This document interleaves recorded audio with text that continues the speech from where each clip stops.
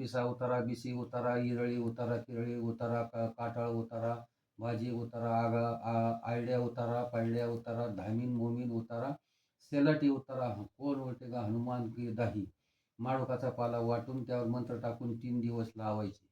आणि परत दुसरा त्याला जोड म्हणे, वनम देशमी गुरु ऐतवार स्वार संन्या नाग हसन्या नाग, माली के वार निकाले द्वार, 9 कुळी नाग 18 कुळीची जात, इनकी जात नहीं जाना पेट नहीं जाना, नैन की चिड़ी जहर उतारो, पैसा उतारो, मेघा मंडन की धारा उतारो, देखे कितने पर जाशिम, शेषा राम लक्ष्मण की आन, काल भैरव की आन, कालिकी की देवी की आन, हनुमान की दाही 24 मिनिटात झाला नीट 3 दिवसात. ओके.